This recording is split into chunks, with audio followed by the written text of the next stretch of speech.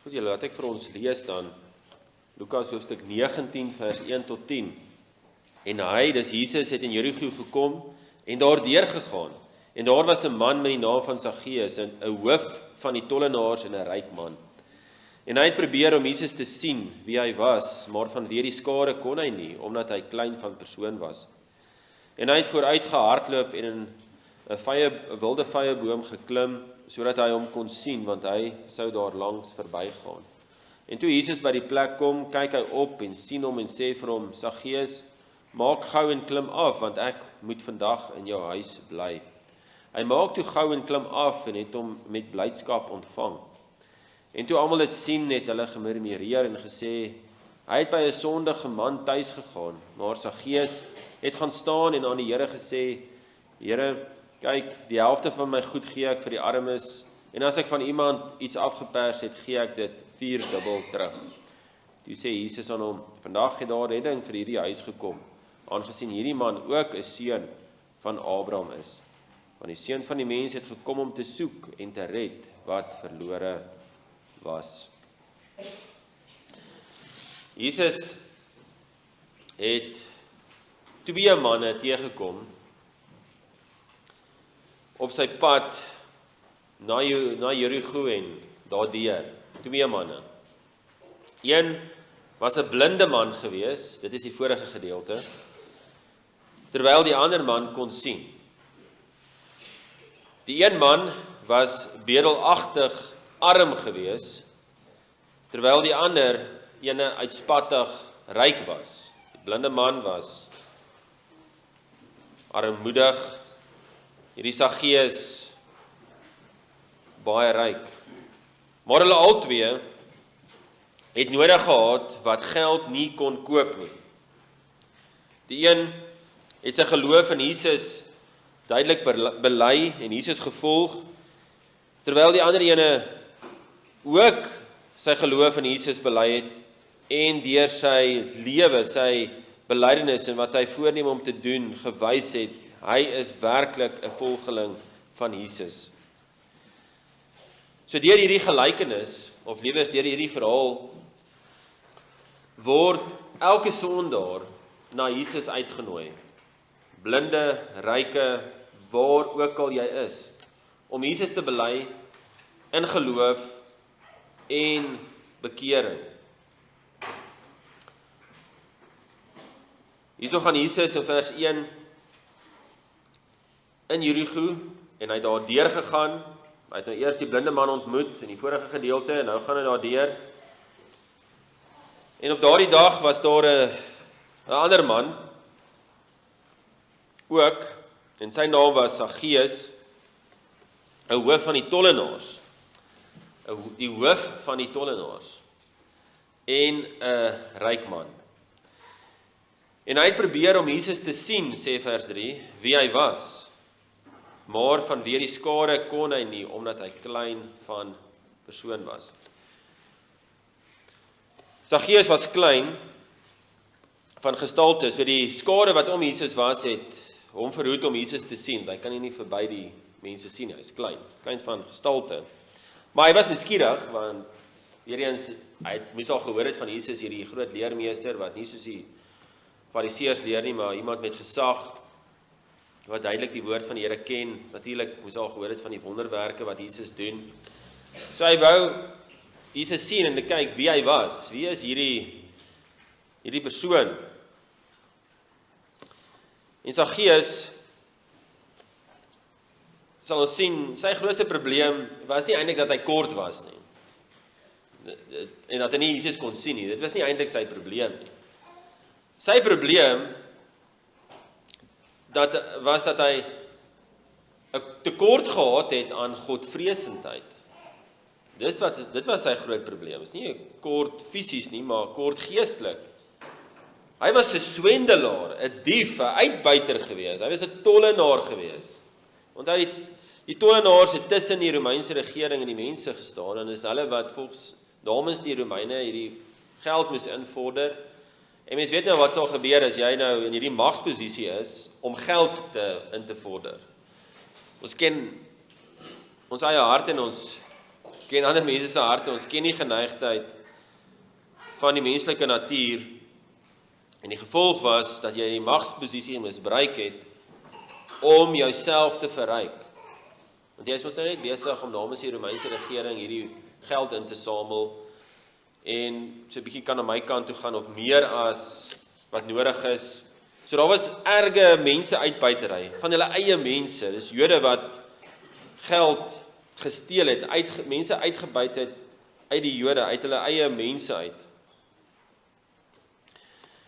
Maar Saggeus was ook nie net 'n normale tollenaar nie, hy was die hoof van die tollenaars. So hy het 'n hele span tollenaars gehad, wat vir hom gesteel het. 'n span tollenaars. Hy het die room afgeskep. Hy het voordeel getrek uit ander mense se diefstal. En hy het dit sonder twyfel gedoen. Hy het homself verryk. En mens kan nogal indink dat so 'n persoon moes baie verag gewees het deur die mense. Maar vir hom was geld alles. Dit maak nie eintlik saak wat die mense dink nie, solank hy net hierdie rykdom het en hierdie lewe kan geniet. Maar nou sien jy nog steeds, interessant genoeg, hierdie desperaatheid by Saggeus. Hierdie ryk man, Saggeus die ryk man.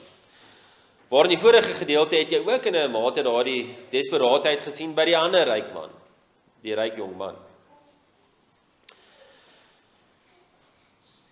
En hoe sien ons hierdie desperaatheid? Hierdie desperaatheid gaan ons sien is anders as die desperaatheid van die vorige ryk jong man. Hy wou ook Jesus nou geleer ken het, hy wou sien wat gaan hier aan.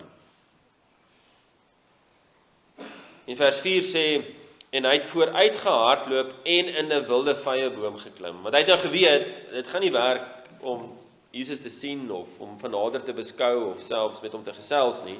Hy gaan verder af moet hardloop en hy gaan met hardloop, hierdie kort man, dit moes nogal snaaks gelyk het, sodat hy hom kon sien, want hy sou daar langs verbygaan. So dit is nou duidelik 'n pad waar langs Jesus loop en toe besluit hy nou hy hardloop. En jy kan jouself dus klaar indink, hierdie man wat hierdie rykdom gehad het, in 'n sin eer gehad het, jy weet hy het bo die mense gestaan, mense het nie baie van hom gehou nie. En hier kom hy, en daar is hy besig om te hardloop, daar vooruit. En hy klim toe op daai wilde vyeboom, wat ook 'n onwaardige aksie is, nê? So hy hardloop nie net nie, hy klim nou op hierdie kort man, volwasse man, klim nou in hierdie vyeboom in. Want hy het geweet, geld gaan op hierdie stadium nie help nie, nê? Dit is die skade daar, hy kan nie Jesus sien nie, geld help hom niks nie, hy moet nou onwaardig word om Jesus te sien. Dis wat hier gebeur. Daarin sien mens al reeds 'n aanduiding van wat in hierdie persoon se hart aangaan. Hy weet hy het Jesus nodig. En hy's bereid om onwaardig te word. Hy's bereid dat mense op hom neersien.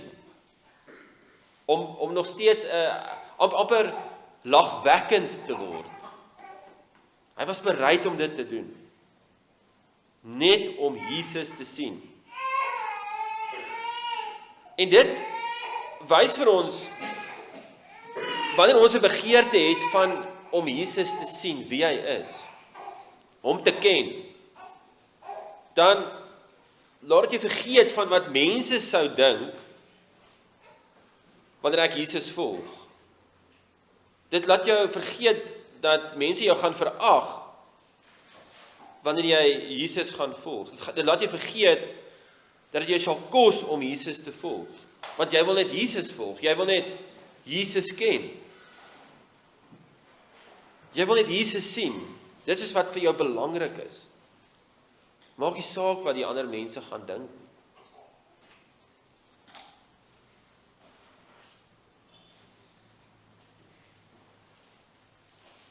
Saggeus wou net vir Jesus sien. En min wetend, hy het dit nie geweet nie, dat dit eintlik Jesus was wat hom wou sien. Hy wou Jesus sien,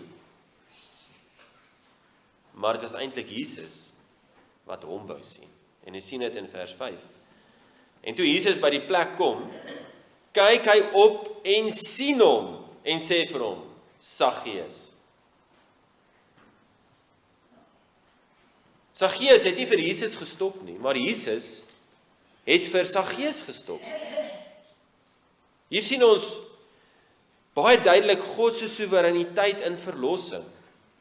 Al hierdie gebeure van hierdie klein mannetjie wat daar hardloop en op die boom klim en die skare en alles is presies so bewerkstellig. Op daai regte oomblik sit hy daar in die boom en Jesus stop en hy kyk vir Saggeus en hy sien hom. Want hy gaan hom red. En Jesus, het julle seker gesien, het Jesus het selfs Saggeus op sy naam genoem. Hy het geweet wat Saggeus se naam is. Dit moes Saggeus getref het. Dis asof Jesus van ewigheid af Saggeus geken het. Op daai oomblik, Saggeus. Hy sien vir Saggeus, Saggeus, ek sien jou. En dan gee Jesus hierdie bevel. Dis nie dat Jesus vra of dat hy skimp nie, maar hy sê in vers 5 daar aan die einde, maak gou en klim af, want ek moet vandag in jou huis bly. Dis 'n bevel. Dis Jesus nooi homself in. Dis nie dat jy die deur oopgemaak het nie. Jesus nooi homself in. Hy dring in. Dis onweerstaanbare genade. En dis presies hoe Jesus in mense se lewens inkom, sonder uitnodiging, op die vreemdste plek en tyd. Hy dring homself in. En net daar het Saggeus tot bekering gekom. Net daar. Want ons sien in vers 6, hy maak toe gou en klim af en het hom met blydskap ontvang. Dit is die beste dag van sy lewe. Jesus het hom gesien. Hy het vir hom 'n bevel gegee om hom te volg. Want dit is wat Jesus tog sê is, ek moet vandag in jou huis bly. Luister wat ek sê. En Saggeus doen dit met liefde. En dit is hoe die Here werk, nê, in ware bekering en geloof. En net weer, hoe werk hierdie ware bekering en geloof? Is dat daar is daardie uiterlike roeping. Mense sien dit baie, mense sien dit in die skrif, jy weet, baie is geroep, maar min uitverkies. Jy het seker al daai vers daar in Matteus raak geloop, baie is geroep, maar min is uitverkies. Daar gaan baie keer hierdie evangelie boodskap uit, oproep tot bekering. Dis daai uiterlike roep, kan mens ook sê, maar dit is nie altyd effektief nie, in die sin van, daai woord gaan uit, maar dit word nie altyd deur die Gees in daai persoon se hart ingewerk, dat daar 'n wortel bekering kom nie. Maar in hierdie geval het dit. Daar was hierdie wortel bekering by Saggeus. En mens kan hierdie noem die innerlike roeping of die effektiewe roeping. Dis wat daar gebeur het. Op daai oomblik het die Gees besluit, daar gaan Saggeus hy gaan 'n nuwe hart kry. Sy hart van klip word verander in 'n hart van vlees. Die Westminster korter katekismes verduidelik, as dit vra, wat is effektiewe roeping? Wat is daai innerlike roeping? So die woord, die oproep om die Here te volg, kom van buite af. Baie mense hoor dit van buite af, selfs in Jesus se tyd, maar dit dring nie noodwendig deur in die sin dat die Heilige Gees daai hart verander nie. As die Here daai hart verander, op daai oomblik, mens noem dit die effektiewe roeping. Effektiewe roeping is die werk van God se Gees, waardeur ons van ons sonde en ellende oortuig word, ons verstand in die kennis van Christus verlig word, en ons wil vernuwe word. Hy oorreed en stel ons in staat om Jesus Christus te omhels, wat vrylik in die evangelie aan ons aangebied word. So daai is die effektiewe roeping wat outomaties daai wortelbekering, daai eerste bekering bring en dan is dit die persoon wat dan deur die gawe net daarna van die geloof Jesus omhels. En dan soos jy Jesus omhels, want Jesus word nou aan jou aangebied, dan is dit ook jy wat wil aanhou met verander, aanhou met bekering. So jy het amper die wortelbekering en dan het jy die daaglikse bekering, né? So is eintlik al twee daai. Begin met 'n wortelbekering en dit hou aan met 'n daaglikse bekering. In die verhaal van die blinde man was dit 'n verhaal van bekeerde geloof. Jy kan duidelik sien dat daai blinde man het geglo.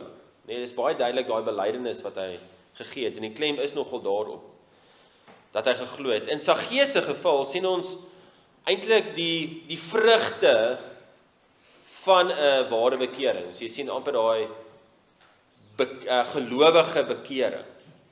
Daai gelowige bekering, daai daaglikse bekering, daai ding wat wys ek het so gelewe en bekering beteken mos ek het 180 grade aan 'n kant toe gedraai. Nou lewe ek so. Ek het vir myself in die wêreld gelewe en die Satan. Nou lewe ek vir Jesus. Dis wat ons by Saggeus sien. Hy het bekering gehad, hy het 'n gelowige bekering gehad. Dit is wat ons verder sien daar, wat ek al reeds gelees het, daar in vers 6, hy klim toe gou af, en het hom met blydskap ontvang. Saggeus het Jesus omhels. Saggeus het in Jesus geglo. Nou die mense hierom moes gesien het wat hier gebeur. Hierdie man wat verag is, wat eintlik mense haat, wat nie omgee om mense uit te byt nie, wat mense steel, wat die hoof is van ander mense, wat ander mense besteel.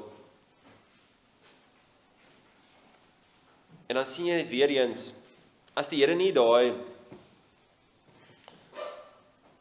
verstaan van verlossing vir sondaars in mense se harte werk nie, dan sien jy wat die reaksie altyd sal wees, al is Jesus daar in 'n persoon se midde, in daai mense, in daai skare se midde, en hy doen al hierdie goeders. Hoe reageer daai mense? Dis hartseer, nê? Want kyk daar in vers 7, en toe almal dit sien, het hulle gemurmureer en gesê, hy het by 'n sondige man tuis gegaan.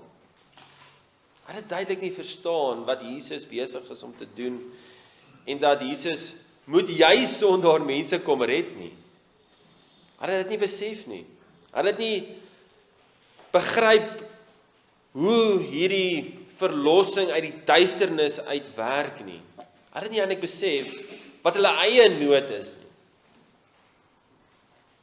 Dit is tog so, as iemand mos Jesus sien vir wie hy is, as iemand in Jesus glo, dan weet jy mos waaruit jy self gered is. Nee, dit moet so wees. Dit is wat Jesus eintlik hier wys, is dat Jesus kan selfs 'n so afskuwelike ryk man, selfsugtige ryk man wat ander mense seermaak, kom red. En dan moet ons ook sien dat ons self, as ons regtig ons eie harte ken en ons ken ons sonde, dan weet ons waaruit die Here ons kom red het. Hy is in staat om die ergste sondaar te red. En hy is in staat om die ergste sondaar te red, soos ek en jy. En by Saggeus en soos dit in elke gelowige se lewe moet lyk, is daar hierdie duidelike vrug van bekering, want ons ken mos die boom aan sy vrugte, goeie boom met goeie vrugte. En kyk hier, kyk Saggeus se belydenis. Hy sê in vers 8, maar Saggeus het gaan staan en aan die Here gesê, Here kyk. Dit is dieselfde belydenis wat daardie blinde man gegee het. Hy het ook gesê Here. Hy het ook Jesus Here genoem.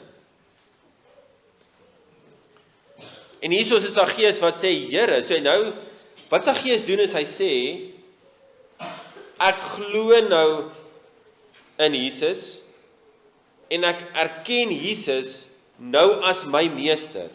Ek wil Jesus volg. hierdie was 'n duidelike teken van dat vir Saggeus was Jesus nie net hierdie verlosser en dan kan ek maar net doen wat ek wil nie. Nee, vir Saggeus was Jesus sy verlosser, maar ook sy Here. Ook sy Here.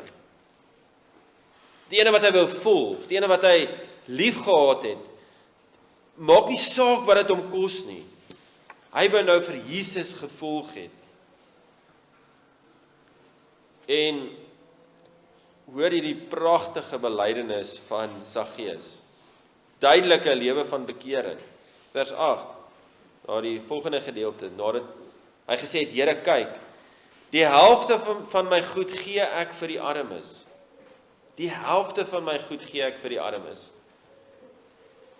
Nou, as mens praat van sonde doen, dan is daar die sonde mos van weglating. So byvoorbeeld, as jy aan iemand goed kan doen, en jy doen dit nie, dan is dit ook sonde. Dis die sonde van weglating. So jy weet wat se goed jy moet doen, maar jy doen dit nie. Kom ons sê, in hierdie geval is dit nou duidelik armes.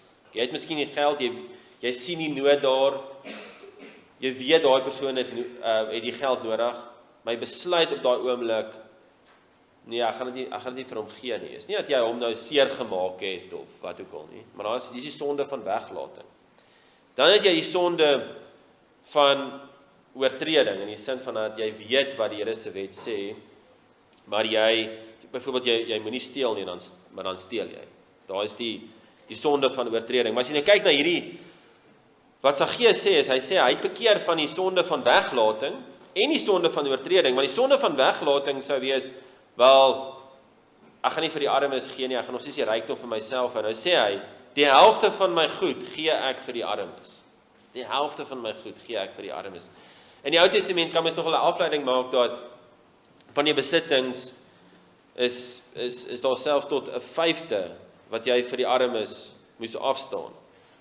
1/5, nie? So as jy R5 gehad het, dan sê jy R1 vir die armes gegee het.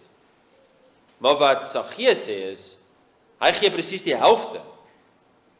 Nee, natuurlik is moeilik om te bepaal wat is presies die helfte, maar hy gee 50%. Hy gee meer as wat die wet in die Ou Testament vereis. Want hy weet, dit is wat hy wil doen. Hy het nie daai geld nou nodig, hy het so baie geld.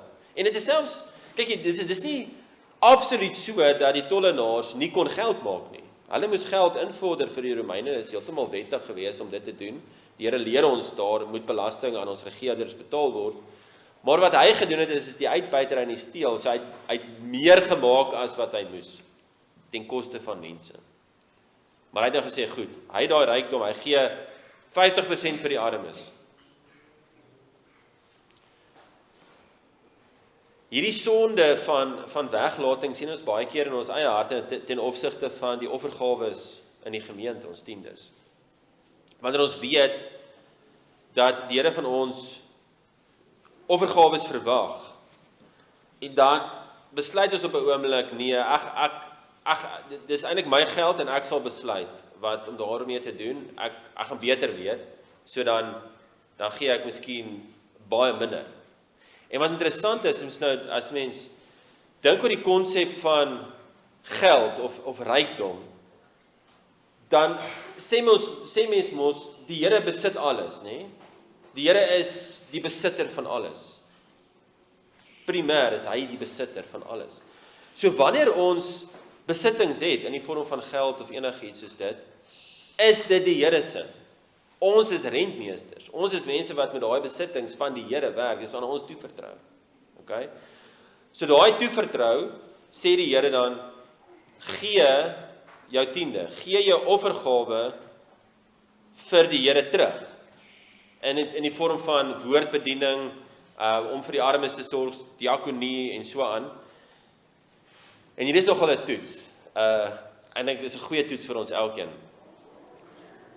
Wanneer ons hoor dat, ek hoef net 'n tiende te gee, maar ek kan aangaan met die res van my lewe om daai 90% te spandeer soos wat ek wil, dan verklap dit ook eintlik wat in ons harte aangaan, of ons regtig besef alles behoort aan die Here. Dit is daai verligting wanneer ons sê, "Sjoe, okay, is daarom net 'n 10 en ek het my 10de gegee, so nou gaan ek die res van my geld gaan ek spandeer soos wat ek wil." Nee, die Here is die besitter van al jou besittings, al jou geld. En as jy daai geld oor het, nadat jy offergawes gegee het, moet jy nog steeds vra, Here, hoe moet ek hierdie spandeer? Tot U eer, want dis U besittings. En dit is wat Saggeus besef het. Hy het dit besef. Hy staan nou onder die heerskappy van Jesus. Jesus is nou sy koning. Hy is nie net sy verlosser nie, maar sy koning ook. Alles behoort nou aan Jesus. En daarom wat hy ook sê, die sonde van oortreding wat hy bely, want hy bely dit, nê? En julle kan hoor, ware bekering is die wat besef hulle sonde en dit bely, en dan sê hulle gaan dit regstel. Dis daai belydenis en regstel. Hulle gaan dit nou doen soos wat die Here wil. So hy bely sy sonde, hy bely die feit dat hy nie vir die armes gegee het nie. Nou gee hy die helfte, en dan sê hy daai in die laaste gedeelte van vers 8, en as ek van iemand iets afgepers het, gee ek dit 4-dubbel terug. So hy bely dit. Hy sê hy het afgepers, en wanneer ek nou van iemand afgepers het, daai persoon, dan sal ek bely dit, en ek gaan dit 4-dubbel teruggee. Besittings. In die skrif, in die Ou Testament, onthou hierdie was nog onder die Ou Testament wette. Jesus het nog in die Ou Testament gelewe. Hy moes ook al die wette in die Ou Testament nakom wat op hom van toepassing as mens was. En in die Ou Testament dan sien mens, dis nie noodwendig dat jy, as jy by iemand iets gesteel het of afgepers het, dat jy noodwendig 4 keer moes teruggee nie. Partykeer was dit net 2 keer, maar as jy 'n dier gesteel het, dan is dit 4 keer. Eksodus 22 vers 1. Maar hy sê, as ek afgepers het en van 'n persoon iets gevat het, ek gee dit 4 keer terug. Ek gee dit 4 keer terug. Die Here het in sy hart gewerk. Want hy het geweet, hierdie wat hy het, behoort aan die Here.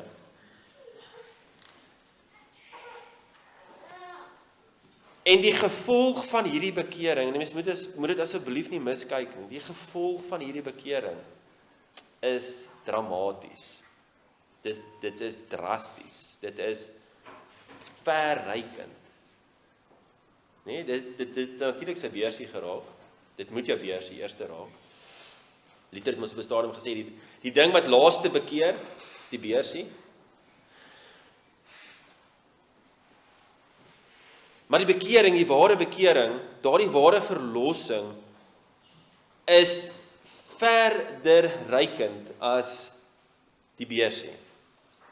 Kyk wat hier gebeur in vers 9. Toe sê Jesus aan hom, vandag het daar redding vir hierdie huis gekom. Vandag het daar redding vir hierdie huis gekom. Hy sê nie, vandag het daar redding vir hierdie persoon gekom nie. Vandag het daar redding vir Saggeus gekom nie. Hy sê, daar het redding vir hierdie huis gekom. Aangesien hierdie man ook 'n seun van Abraham is. Daar sê hy, nou, hierdie is 'n seun van Abraham, en ons weet die wat gelowiges is die ware nakomelinge van Abraham. Dis baie duidelik. En mens met daai punt heeltyd onthou, is dat die wat ware gelowiges in Jesus is, hulle is die nageslag van Abraham. En dit is wat nou hier gebeur het. Hierdie man was nou 'n werklike nageslag van Abraham in die geloof. En dan sê Jesus verder, daar het redding vir hierdie huis gekom. Nie net vir hom nie, vir sy huis. Hoe werk dit? Is hierdie net 'n unieke geval? Nee, dit is nie. As jy nou kyk na Handelinge 11, waar dis Cornelius, wat eintlik 'n Romein is, wat nie deel is van die volk nie, en dan word daar gesê van Cornelius en jou hele huis sal gered word. Cornelius, jy en jou hele huis sal gered word. Die tronkbewaarder by Filippi, glo in die Here Jesus Christus en jy sal gered word, jy en jou huisgesin. En dit gryp alles terug na hierdie konsep van die Here wat 'n verbond oprig. hierdie verbintenis oprig, hierdie beloftes maak met 'n individu en in sy nageslag. Dis dieselfde. Genesis 17 vers 7, waar die Here aan Abraham sê, en ek sal my verbond oprig tussen my en jou en jou nageslag na jou in hulle geslagte as 'n ewige verbond, om vir jou 'n God te wees en vir jou nageslag na jou. Maar hierdie beteken verseker nie kop vir kop nie, is die Here red hierdie huis in die sin in die geslagte. Verlossing is verrykend. Dit verander gesinne, dit verander huise, dit verander families, dit verander nageslagte. As mens dink aan jou visie, is ons visie vir oor 10 jaar, oor 20 jaar, oor 50 jaar, oor 100 jaar, oor 200 jaar, 5000 jaar, 1000 jaar. Nou as mens hierdie teksvers hoor, dan dink jy, maar goed, jy moet dink aan duisende jare. Wat ek nou doen in die gesin, het die effekte vir duisende jare. Dis wat hier gebeur. Daar het redding vir die gesin gekom. Hy dink nou nie net aan homself nie, hy dink aan die gesin, en die Here is natuurlik 'n Here van middele. In die sin dat die Here gebruik woordverkondiging, hy gebruik daai huisgodsdiens, hy gebruik daai werk met jou kinders, ook om daar geloof te bewerkstellig. Die Here is 'n Here van middele, hy gebruik middele om mense tot bekering te bring. En wanneer hier redding vir hierdie huis gaan kom, beteken dit ook die Here gaan in Saggeus se lewe so werk dat hy met sy kinders werk en met sy vrou, wat ook al, en daar gaan hierdie redding wees. Nie noodwendig kop vir kop nie, maar dit gaan deur die geslagte wees. Dis vir die Here geopenbaar het. Hy hoef nie dit te gedoen het nie, maar hy het. Dis onder andere een van die redes hoekom ons kinders doop. Dis as gevolg van hierdie konsep wat in die Nuwe Testament en in die Ou Testament is. Want ons sê dat die Here werk deur geslagte. As ek tot geloof gekom het, my kind is geheilig, in daai sin dat hy is apart gesit. Ek weet nie of hy gered is nie, maar ek neem aan, hy is 'n disipel van Jesus. Ons kan nie in die harte insien nie. Trouwens, ons kan in niemand se harte insien nie. So selfs vandag as iemand sê hulle is 'n gelowige, ons kan nie iemand se hart insien nie. Ons kan dit net nie doen nie. Die Here het dit nooit so geopenbaar nie. Maar wat die Here wel geopenbaar het, is dat ons in liefde oordeel oor mense in die gemeente wat Jesus bely en deur hulle lewe wys, hulle volg Jesus, en dan sê ons, hierdie persoon is 'n disipel van Jesus, en selfs as hy doodgaan of sy doodgaan, dan sê ons, hulle is by die Here. Ons kan dit nie absoluut sê nie, maar die Here het en wil hê ons met 'n daai manier oordeel.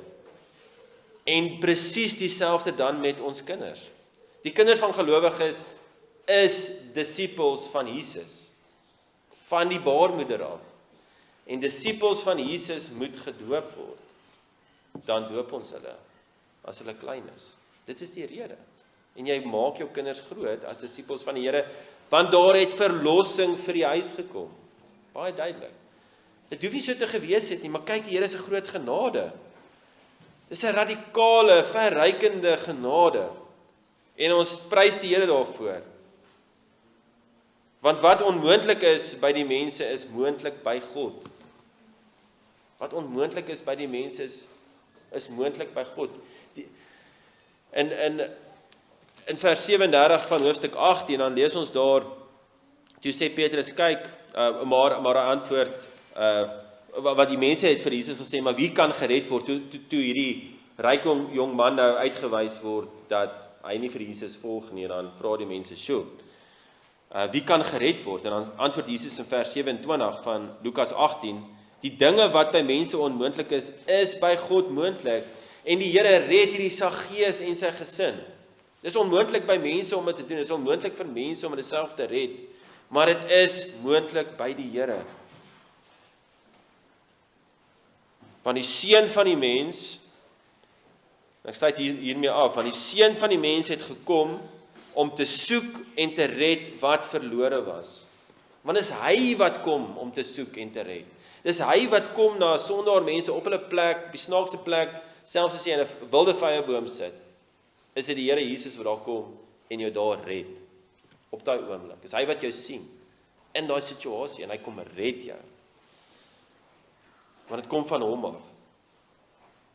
Dit is onmoontlik by die mense, maar dit is moontlik by God. Saggeus was presies die tipe sondaar waarvoor Jesus gekom het. En mag ons dit onthou wanneer ons met ander mense werk, wat nie Jesus bely nie, wat vyhandig is teenoor Jesus, die Jesus kan daai persoon red. Hy het Saggeus gered, hy het Paulus gered, hy het afskuwelike mense gered, hy het my gered.